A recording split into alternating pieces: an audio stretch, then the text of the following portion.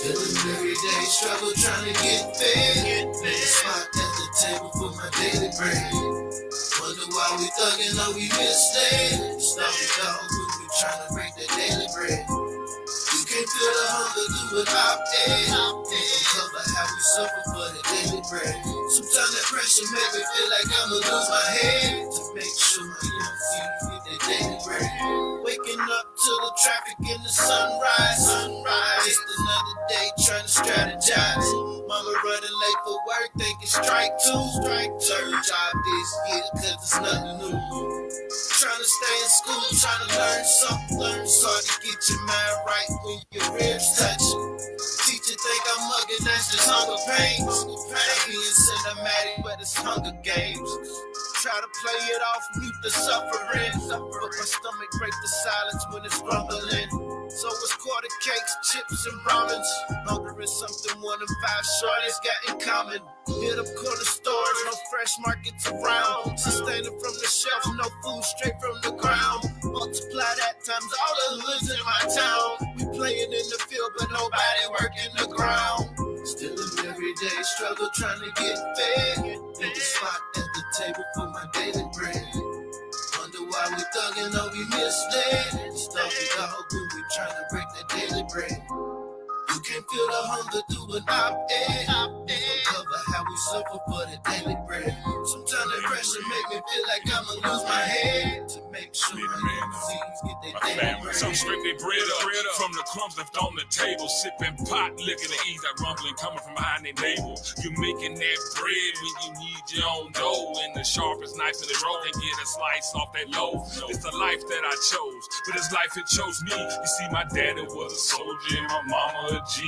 I'm talking integrity, legacy, how to march when I step. If granny cooked it, all you heard was to nothing left. Heard a scrape on the plate, but if you don't work, you don't eat. You gotta earn your own keep. What a man sows is what a man reaps. Her daddy took his machete, then he handed to me and said keep swinging and chopping until the way I can see. Adorn the armor of God when I step on the street, knowing the Lord protected me from my head to my feet. Granddaddy took his old machete, then he handed to me and said keep swinging and chopping until the way I can see my daily bread. Still an everyday struggle trying to get fed.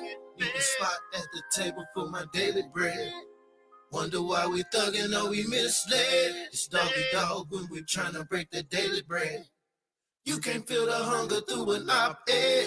We gon' cover how we suffer for the daily bread. Sometimes that pressure make me feel like I'ma lose my head. To make sure my young seeds get their daily bread. B1AGers, what's going on? Welcome back again. We got a great show for you. We also have a special guest today, Mr. Don Cordray.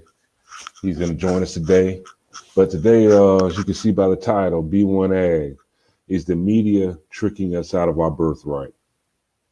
We're going to take a real critical look at the media and its role and how we perceive things that are going on around us, and also how the media is steering us into the way we think about ourselves and the situations we find ourselves in. Farmer Brown, this daily bread today is very important, because, me and you, we've had media literacy training, you know what I'm saying? So we understand how media works. However, the general person out in society, they just consume media and don't really pay attention to the intentions behind media and how it really works. So today, we really want to help the people understand how much the media affects the way we see each other and the way we see this world we live in. So what say you?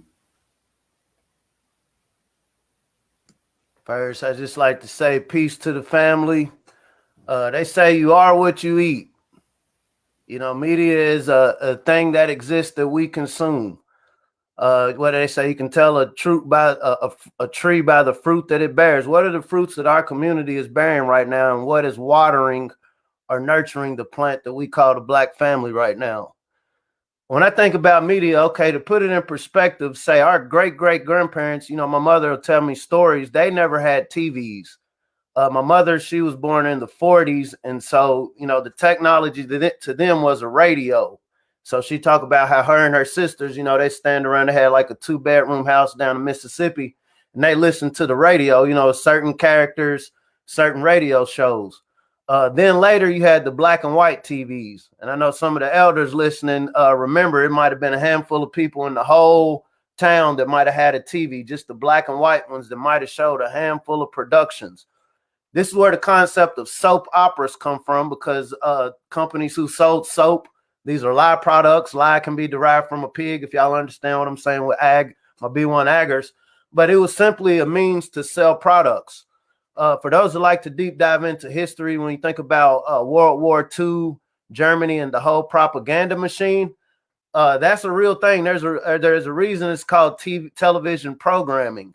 And so just a brief history, not to get too deep in it. So the Nazi propaganda was what was used as a means of convincing X amount of Germans that there was a bad guy. There was somebody that we need to attack. There's somebody that doesn't belong here. I can't come to you door to door and say, hey, this is the bad guy, let's get him. And so media, when you think from a war standpoint, has proven to be a very viable tool. As entrepreneurs, we realize when you come up with a good idea that works, it achieves the desired outcome of whatever your endeavor is, whether it's right or wrong. You're not going to throw a good idea away. And so when you think about the 1940s, when propaganda was used to demonize the Jews at that time in Nazi Germany, you got to understand that some of these same families, some of the Nazi scientists were actually brought to North America as prisoners. And I don't think they were just here suffering. These are people giving information. And so not to deal in conjecture or conspiracy theory, but we have to be very conscientious. And I know the B1AG family already understands the importance of visuals. To tie it, I guess, to closer times to how we talk about even the administration that's in now. We think back to the late 1970s, Ronald Reagan's campaign intentionally came up with this concept of the welfare queen. This was a lady called Linda Taylor. And what they used was, this was just a regular woman. As we realize, we got to figure out how to navigate and manipulate certain systems and resources just to make sure we can feed our kids and get to the next day. So there was a lady, Linda Taylor, and her picture in her case was severely fabricated and used as a narrative to paint this concept of welfare queen. Whether we want to say it was nefarious or just, you know, a side effect of politics, her archetype was used to paint a broader picture of Black women in North America as somehow dependent on the system, somehow irresponsible, somehow a blight on the great American society, somehow a liability to economics. Ronald Reagan, I'm just wanting to get in the White House, but I understand to get X amount of more Americans to vote for me, I need to have something that brings us together. We'll go into the 1980s with George Bush Sr. and Willie Horton. This was the criminal that they casted in his election campaign to demonize Black men. And so if you're a white person in rural America, Asian person, Hispanic, Latino, and you're not really around a lot of Black folks, the only representation or only context you'll have is what you've seen through a medium being television, newspaper, radio.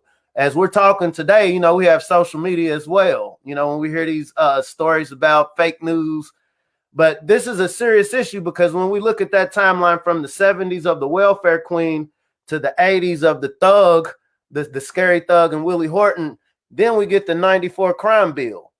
The 94 crime bill didn't come out of anywhere. Just like Nazi propaganda worked, I have to first get you to feel offended and angry at the target group.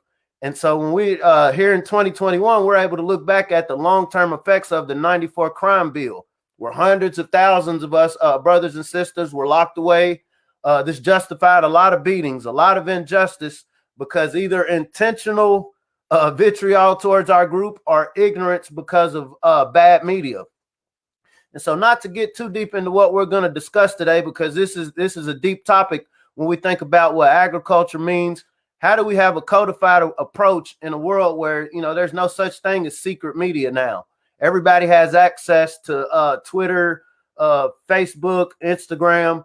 And so we can disseminate these messages. And so what happens is, I think there's 4 billion people on planet Earth now that have some form of social media or on the internet. And so out of this 4 billion, if you have 10,000, 10 million people with different opinions, be they right or wrong, this is going to blur the ability to get a straight, concise message across. I think when we think about the conscious community, there's a lot of great content out here. I'm guilty. I overindulge. If I can say my vice, I overindulge on Black conscious content till it gets to the point where I'm kind of still. Okay, what do? I just heard 100 different things that made sense. And I know we wanted to build up the melanated family, but now what do? So this is the importance of having media. And I think real quick before we introduce our guest today, I just want to give my brief background. So obviously I was a hip hop artist, but I remember back in, it might have been 1990. I was 10 years old. I was going to this church called Citadel. This was in Lexington, Kentucky. And up to this time, all we had was the Herald Leader, Lexington Herald Leader. That's the popular newspaper here. And I remember there was a lady, Miss Sanford. She was friends with my mom at the church. You know, Citadel was a breakaway from another church. That's a whole nother conversation. But I remember it was one Sunday, there was this Black man came into church and he had a newspaper. And I do remember now, you know, it used to be a paper that people had in the churches. You know, I used to be one of the ushers, and so I'd see what were in the seats. And it was a community voice. And so I remember one Sunday, Mr. Cordray, and like I said, I was 10 at the time, came to church to visit with his mother, Miss Sanford. And I remember, you know, I was a precocious kid, and I remember, I think the pastor, Reverend Points, had introduced him as this is the publisher of Community Voice. And at that time, I had a small concept of the world. The only newspapers that existed was Herald Leader. And so now at 10, okay, the other newspaper or media that exists is this Community Voice. And this Black man just walked in this church building, and this is the one who does it. And so I remember I went to Mr. Cordray because I was an artist at the time. I used to draw. And I remember he said, hey, you know, write a comic, you know, and he was just talking to me, engaged me or whatever. And so I went home. I remember I wrote a comic book called High Hopes because I was trying to convince my mom to get me some Jordans. And so, you know, after my begging with my mouth, I wrote this cute little article, or not article, but comic strip. And it was 2 guys trying to figure out how they can get some shoes. And I was trying to urge my mom, and this ties into media. You want to influence people to do an action. My mom didn't get the Jordans, but what that did do was start me on a path of creating content, creating characters. Because I met Mr. Cordray at that I don't believe in coincidence, but because I met him at that moment, I saw not only a Black person, but a Black male who created content that other people read. That changed my concept of the world. I didn't know, you know, what I would decide to get. This was even before hip hop. I didn't know I would get into that as a career field, as my mission, as my weapon, so to speak. But it was just merely seeing somebody whose fingers created this. When we talk about B1AG, we plant seeds. And when we plant seeds, we never know how they'll grow. And so it is an honor for me today to bring on Mr. Don Cordray. He's a notable Kentuckian. If you go to the Notable Kentuckian database, he's one of few. There have been other Black publications, but one of few, especially in the last few decades, that actually created media. And as we realize in this finest hour that we're in right now, communication is everything. And so I would just like to say, welcome, Mr. Don Cordray. And first, if you can just kind of give us a little background, what it is you do, where are you coming from? What's your rank, as Wendell Parrish would say? All right. Appreciate you having me on today. And I like the show, man. Gives a lot of information. I am, as you say, I was born here in Lexington. Went to an all-Black school, the Dunbar. Actually, I went to Russell Elementary, which is all Black. Went to Dunbar, which was all Black. And then I was like the second wave of integration in the high school. So, and I went to Henry Clay, which is now central office up on Main Street. I don't ever remember being bused, so I think I walked to school every day. It was an interesting concept. Around went there in the 9th grade, I think, 9th, 10th grade, passed to the 11th grade. And it was a very interesting time because with integration, into the school systems, Black kids pretty much were either conformed or, just to be there, we had to fight. So we fought a lot in high school. And it got to a point where I just started, at 17, I said, well, if I got to fight, I might as well go to in the military and get paid to fight. So went to the Navy, spent 3 years in the Navy, served on the USS Lexington. And I got out of the Navy. I came home for about 6 months and trying to figure out what I want to do because little opportunity still. There's early 70s. So I went to San Marcos, Texas to Job Corps. Got training as a custodial maintenance field and worked on a Air Force base for a year and a half in Texas. And then I came home and I went to school, went to Northern Kentucky University, and commercial art and photography. I'd been interested in photography for a while because actually my grandmother bought me this little camera called a Brownie. It was just a very, very simple camera. So I went to school for commercial art and photography, and I was probably the only Black student in the photography class. So learned how to do film developing in the dark room and all that. So spent a lot of time in the dark room. From there I basically came home for a while and then just kind of went away. Started doing a little traveling. So I came back home probably 8 years later. And at the time, I was kind of collecting newspapers from Black newspapers from different counties and different states that I've been into. So, it's just been an interesting journey. And when you talk about media, I can remember back when I was, quite a few years ago when the Lexington Herald, the city of Lexington used to have two newspapers. There was a morning paper and an afternoon paper. There was the Lexington Herald and the Lexington Leader before they combined. And the Lexington Herald was on Short Street on the backside of what is now the Heritage Museum. That used to be the courthouse. So when they tore that building down, and the Herald bought the building on what is that? Midland. Yeah, they built that building over there, and then they combined the papers, so it was the Lexington Herald. So it was just one daily paper, and it was interesting. Media-wise, that was pretty much what we had, and for the most part, if it wasn't sports related or crime related, there was only like a quarter section of one page called the colored notes, where people got their information. And as years went by, we didn't have a Black radio station. I can remember when Channel 56 came into play. They had a big opening at the hotel out on Newtown. I can't remember what the name of the hotel is now. But the hotel's still there. But I can't remember what the name was. But they had a big whoopie-doo, announcing Channel 56 at the time. It's been interesting. It's been an interesting journey.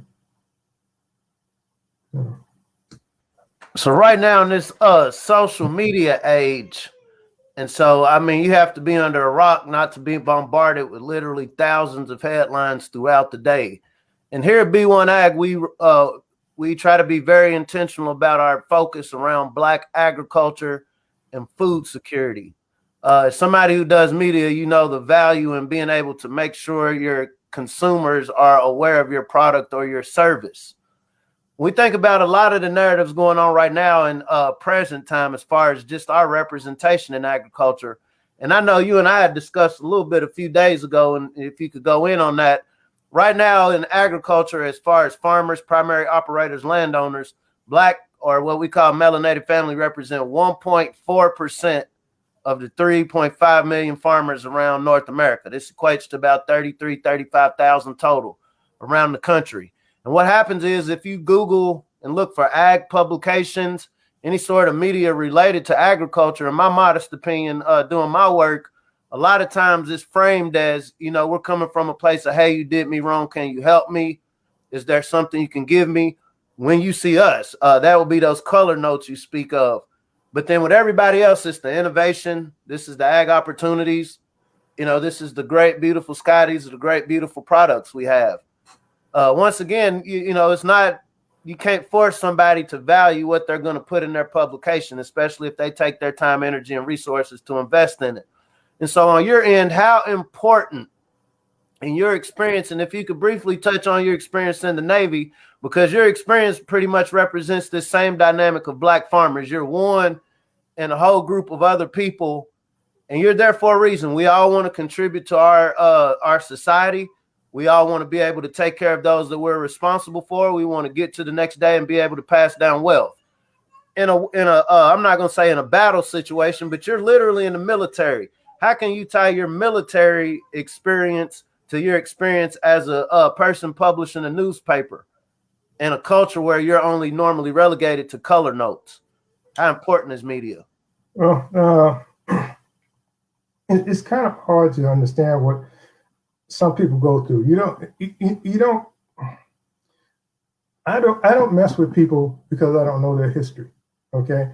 I have fun with people and I know when to shut it down, but if you don't know a person's history, you just kind of leave them alone. So in the military, like I say, I served on an aircraft carrier, and even before that, when I was in boot camp, that's when we talked about I was the only Black in my boot camp company, and there were like with 76 of us. So the same pattern in the late 60s, like I went in 67, 68.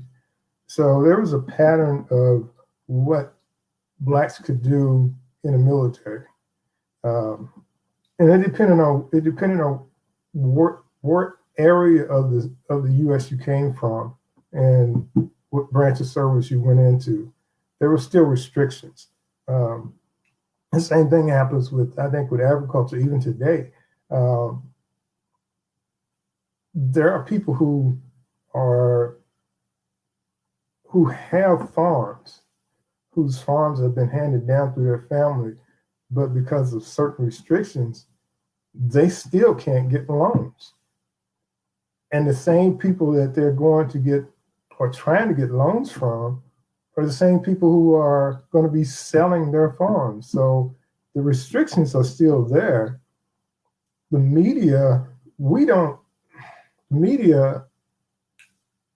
only provides a certain amount of information to the public. And I'll give an example of that. This stimulus bill that just either just passed or is still in Congress being debated. People are talking about $1,400, but this small amount that they're going to give to Americans to appease us is nothing compared to the amount of money that's being sent to other countries. We don't know anything about that. If you don't read or find out, they're not going to tell you that. They're just going to tell you what you need to know. So the problem is people don't do research, and they need to do research, so which means they need to read.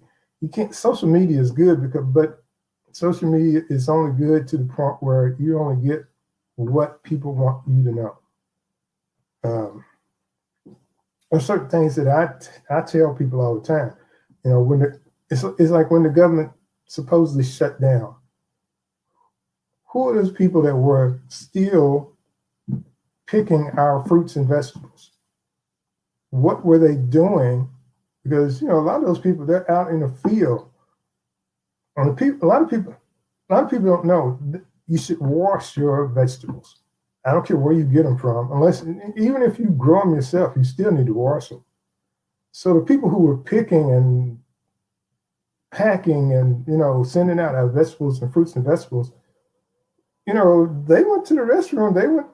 They relieved themselves in the fields. Those fruits and vegetables need to be washed once you get them. A lot of people don't understand that, and that's why a lot of people get sick.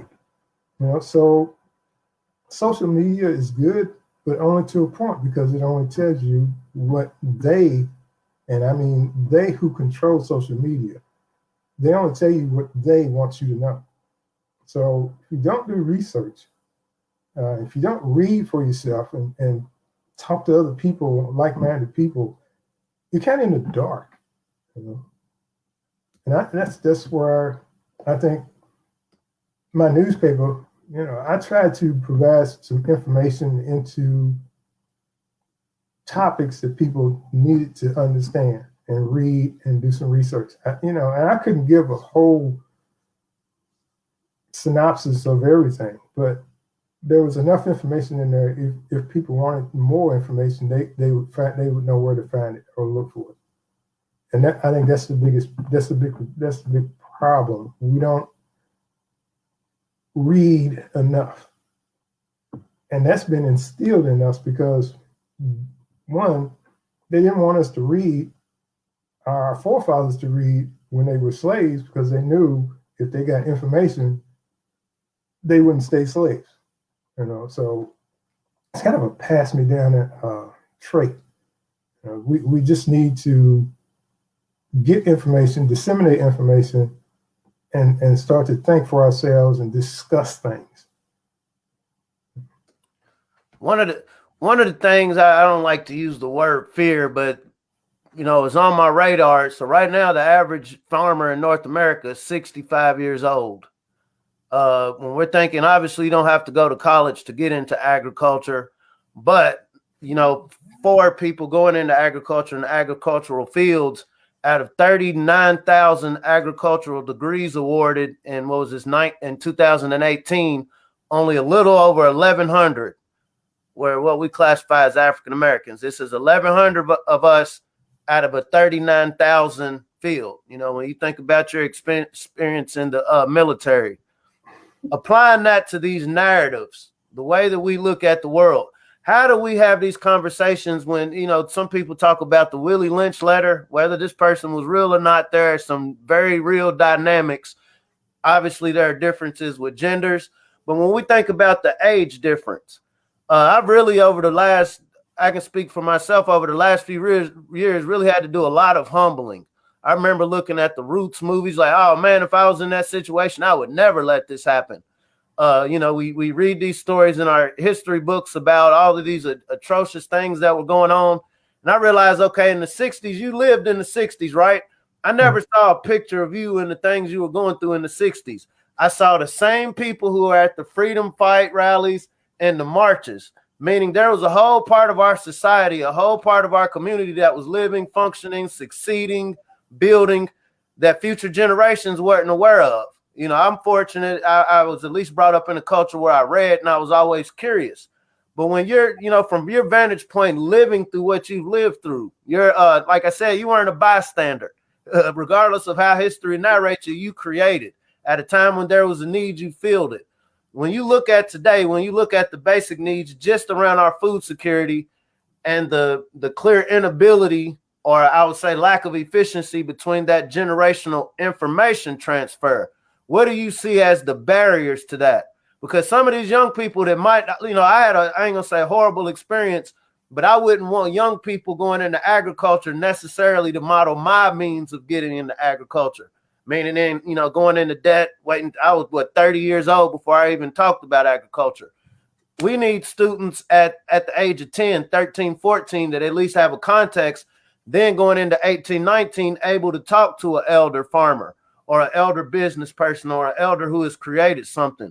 What do you see as a barrier as this basic conversation of what are we going to do about our food system becomes ever more important? What are the barriers that we need to address from your vantage point to make these key conversation and information transfers happen? No, I think some of the barriers that we have are basically this. We don't see farming as, or adults who have children don't see farming as a means of producing anything that we know how to produce. Okay, you can on the smallest level, you could grow tomatoes, in your backyard. You don't need to get soil samplings and things of that nature, but that helps. But I think some of the barriers are that a lot of people don't know how to grow anything. They never have. It's not been something that they were taught. I don't know. There's this. I guess it's a myth that even people who, well, I don't know, they have to eat, and they think they have to go to the store to get what they need to eat. So they don't know how to grow stuff, and they don't research how to grow stuff. The only thing, and it's interesting because I've been to like Alaska and some of these the Caribbeans, and they grow vegetables, and that's their main staple.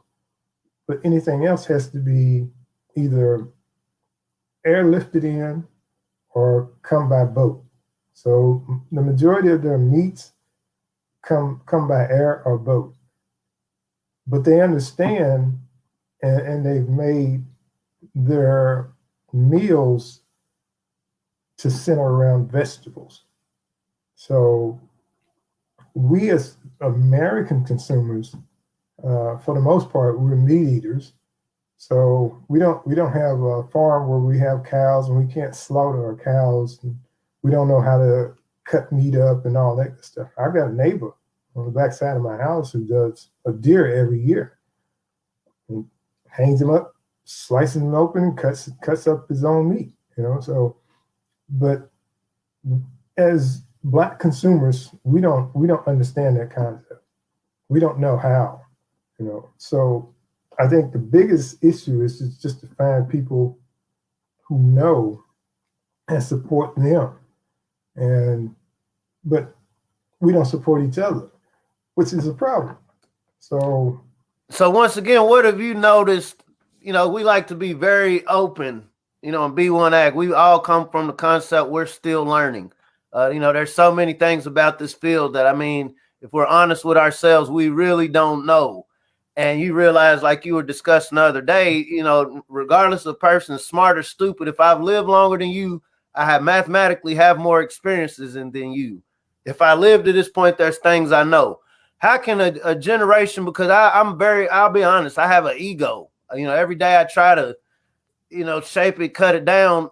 But it comes a point where in your mind, you're like, okay, they did it wrong, so I can't do it that way. But then from your vantage point, you understand, like, hey, youngin', I done lived this, nothing new under the sun.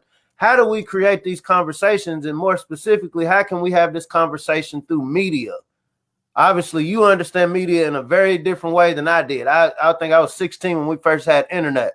You lived at least 40 years of your life where there was no such thing as an internet, and you had to deal with real people, with the real product. You had to have real conversations.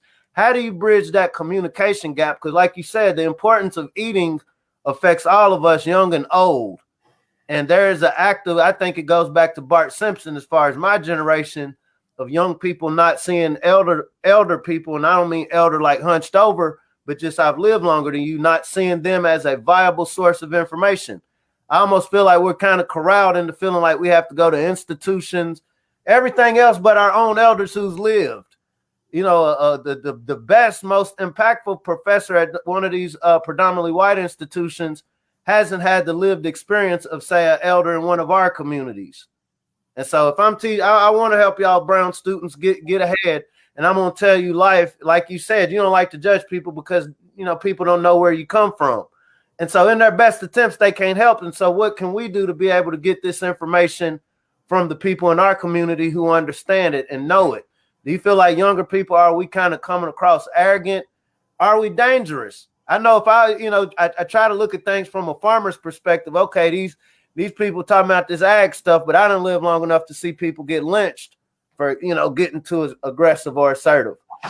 But at the same time, okay, there's a value in being aggressive and assertive. And so how do we make that balance? And, you know, what do young people, and I guess it's the same question.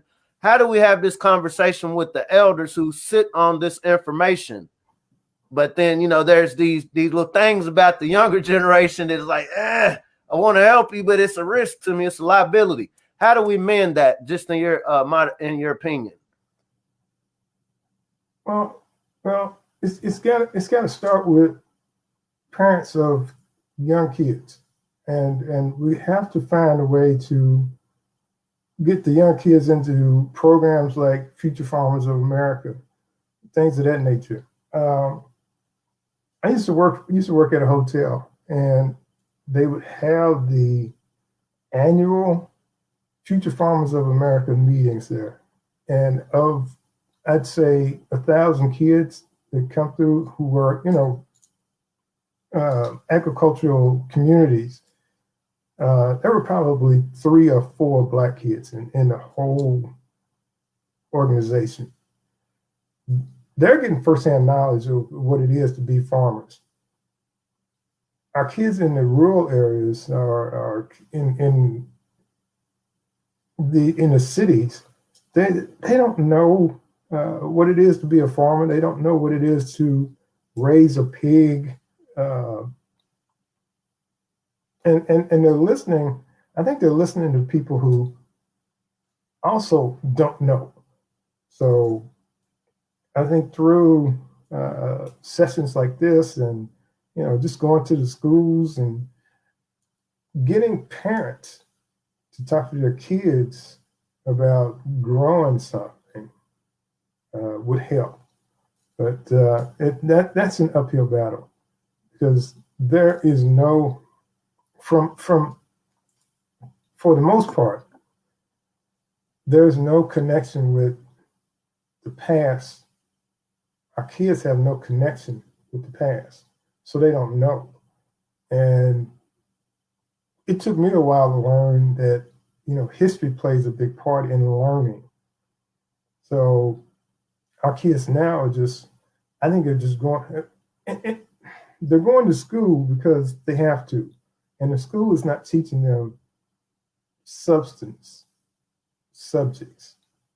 So they're going to school and just going through the process of trying to get out of school so they can work somewhere, you know. I really think that, you know, social media can play a big part in learning our students, our youth, but they have to have an interest in learning what it is that they need to learn. So many of them are interested in learning to be, you know, ball players or celebrities, and that's what they see. But they need to see more people farming, or just pulling a carrot out of the ground or whatever, you know. So, but and I think farming itself has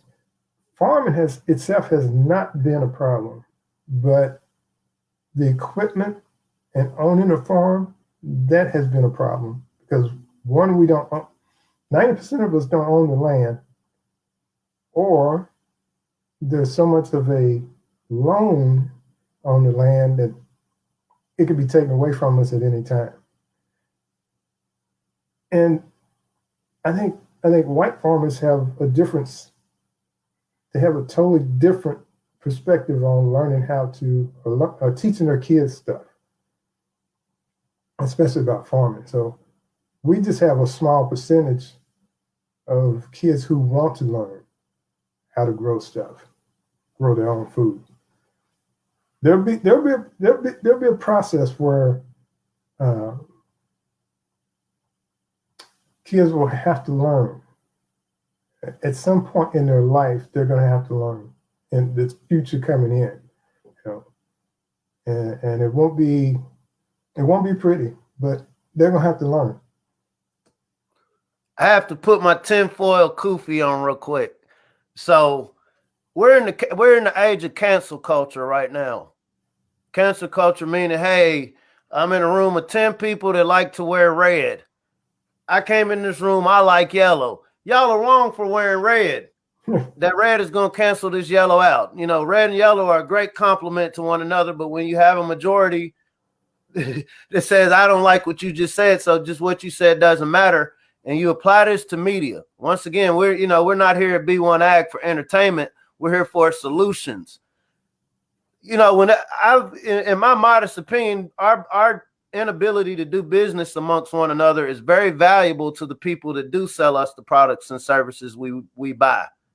Meaning because we have these issues, having these conversations, getting this wealth from people who have a direct interest in us being better, it's making money for other people. And so it does become dangerous when I look at the trends of how the way me and Big J were talking before we got on here. Some of my job, I go to different rural counties around Kentucky. And right now I can just go on my phone. Google Maps is going to take me where I need to go, literally, metaphorically. Type it in my smartphone. I don't need to think because my phone is smart for me. If my phone went down, I think about all of these little back roads when we're specifically thinking about land and farms, right? All of these little back roads I wouldn't have the first clue to know how to get to if I didn't push it in my phone. I don't know about you. I can't think of last time I saw an actual phone book with the map. You think about the speed of construction and new neighborhood development and road development. I imagine our landscape looks very different from last time we looked at a phone book, but using that same metaphor when it comes to our food system, I share the sentiment that I'm not very happy about what this current trend looks like. Our inability to have a conversation and how dependent we really are on a system that could easily go down. When we talk about media, you think about the importance of a George Washington Carver, a Frederick Douglass writing doing a paper that was disseminated to the people. This way, before there was a radio, before there was a TV, there were whole swaths of communities in the South or whatever region Frederick Douglass went to that knew what was going on. They knew the news that was relevant to their community. It wasn't activism. It wasn't radicalism. And this is, hey, since I see, like you said with the Herald Leader, since I see we're regulated to little colored pages, little quarters of a paper, let me pull my resources together. And this ties to what you're saying about the access to equipment. To pull resources together, there's a concept for that. It's nothing new. It's called cooperative economics. If you want to go ancient time Susu economics, how do we promote that? And how do what is a way that we can kind of go black to the future when it comes to media? Just in case it gets to a point where somebody decides, I don't want these black people talking about feeding themselves. I don't want these black people talking about production, because then they might think about actually taking action and competing with us. And so, I don't like to be Chicken Little and think the world's coming to an end. But I imagine over your lifetime, you've seen a slow regression of our ability to control our narratives, our food systems. Could you speak on that a little bit? This trend that you see happening, our inability to control how we're getting our communication. What are the long-term impacts? And even more important, from your experience, what are things we can do about it? In a worst case scenario where our communication is cut off digitally, what can we do? How would you go about creating a media outlet in a time like this? Well, again, that just goes back to what I said about the schools. They're teaching our kids things that just get them through the school system. They're not teaching them anything of substance. Back in the day, we had home economics. We would, we learned how to sew, we learned how to cook, we learned, things that dealt with us. Now the trend is to learn. What's the new math? And they say new math. Math is like counting 1, 2, 3. Here's math. You know, that's all we need. And at 69, I'm 69 now. I have never used calculus. I have never used algebra. It's simple math. So getting our kids to understand that they need to get their hands dirty is a really hard concept for them to understand, because they don't know. Again, they don't know. And a lot of us who have kids, let's say a lot of parents who are under 30, under 40 years of age, they don't know either. So, but they think they know everything. So it's a matter of people talking to older people, and especially people talking to people who grow food, or just taking their kids out to the farms and letting them see what it is that happens on the farm. You know, when I was 13 years old, I went to, first time I ever left home, I went to a place called Camp Daniel Boone. It was down on the river, and it was maybe about 15 miles away from here. We did camping, we did canoeing, we shot arrows. We learned how to shoot arrows, archery. Did a little spelunking. I won't go in the cave now, but we had fun for a week, and we learned about animals, and we did a little bit of farming. So it's either for you or not for you, but still, like I say, on the simplest level, you can grow something that you can eat. You can, if you have just a pot that's, you can buy these pots, and grow something. But if these kids have no interest in that, and they don't understand it, and no one's teaching it to them if they're not on the farm. So city kids are kind of stifled, So I don't know, to get them to understand, or even to have a conversation with them about agriculture and growing foods and where foods come from. You got to start with the parents. You got to get them out there and let them see what it is, because a lot of them don't know either. So I've always had this idea in the back of my head that, and I deliver. My job now is I deliver produce and vegetables to restaurants, schools, stores. This stuff is not just, people don't understand, or they don't even think about, like Kroger. Kroger grows nothing. Everything comes into Kroger on a truck, so people they need to understand, if those trucks stop rolling, you're going to stop eating unless you know how to grow something. But we need to find a way to have people talking about how to make life easy and how to grow. As you say, you are what you eat. And some people are going to be eating dirt. they don't understand what it is, how to do. Might put a little sugar on it, but they're probably going to have to eat some dirt. Right. We appreciate this, Mr. Cordray. It's funny you bring that up, because over the last few weeks, I don't know if you've heard about the lab-grown meat and synthetic beef proposed by Bill Gates. Yeah. This is a thing now. 10 years ago, it would have seemed like a conspiracy theory. 10 years later, this is now what's being considered as a viable protein option. Yeah. It's not you know, it's not, oh, maybe this could happen. This is a real thing. And if we don't have these conversations, like you're saying, we don't start these youth out early experiencing the farms. And like you said, we have, you know, parents. As a parent, I realize, you know what, my kids right now, and they're still, you know, developmental stages, can't just hop in the car and go to a destination. Dad might not like it, but if dad wants the kid to at least understand the value of this, dad has to come out of dad's comfort zone to do it. And so, once again, we greatly appreciate your presence. You know, it's so many more things that you have to say to people. I don't think we have enough time right now to really to drop out of the gems that you have, but we greatly appreciate this discussion. I hope that the people watching understand that these are the conversations we have to have. Elder, you know, when you think about it, once the elder is gone, because I've experienced this in my family, there are certain questions that nobody else in this world can answer but those who have experienced it.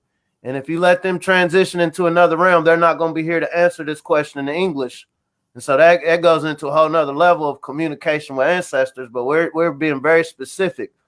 And so honor those that have that information while they're here. Most people I know are honored to, or will be glad to answer questions. And so another one of the things when we're going to get out here on B1AG is all of us have an ego check to do.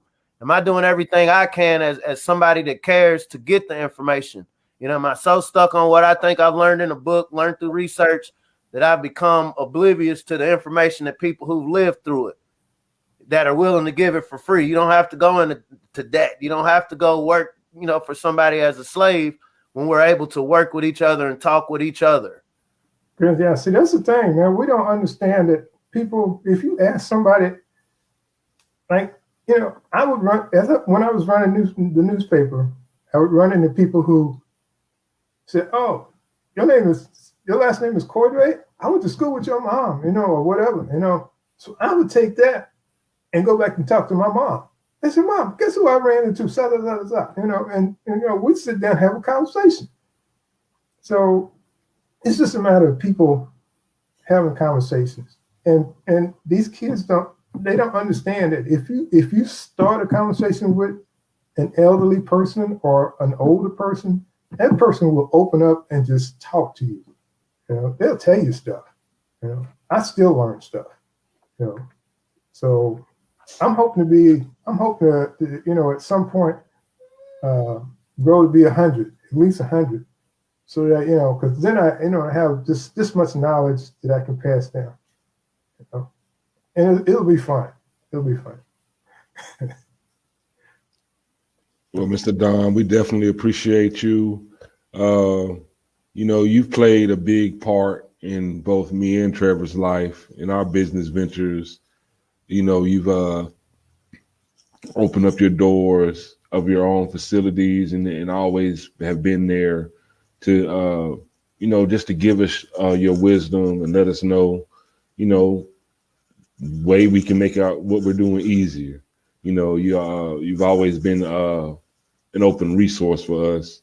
And for that, we do salute you and we do thank you for that. I appreciate it. Appreciate it.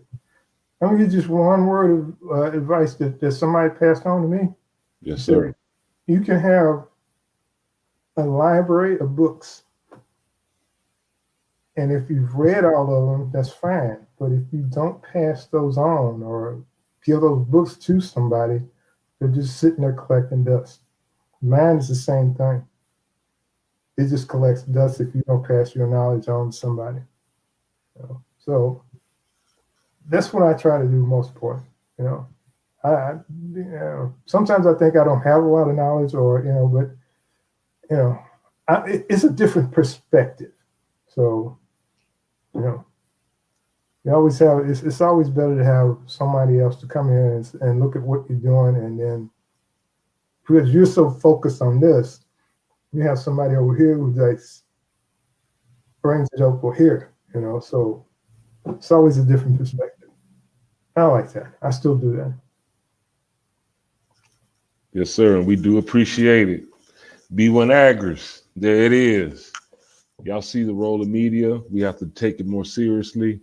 And it is a tool. Media is a tool. And this tool is only as good as the use we make of it. So let's make the best use of this this tool called media. Let's get the word out. Let's bridge generational gaps with our conversations. And also, you know, hey man, let's grow something.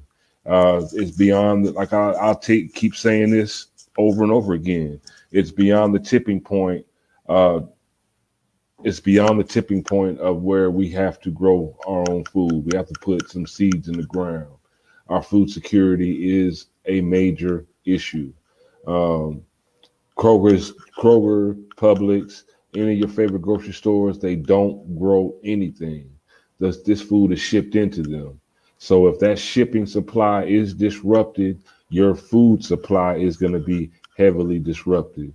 So we need to go back to the knowledge of our ancestors, and not just our ancestors, it's just common knowledge for human civilization.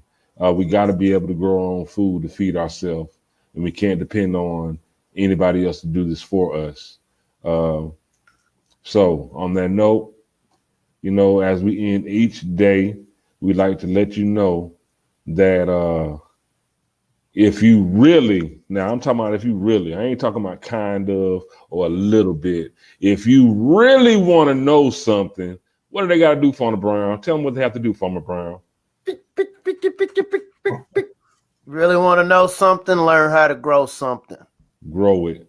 All right, y'all. Let's grow on. Let's have us go into this upcoming week with a growth mindset. Let's be prosperous. And B1AG, we out.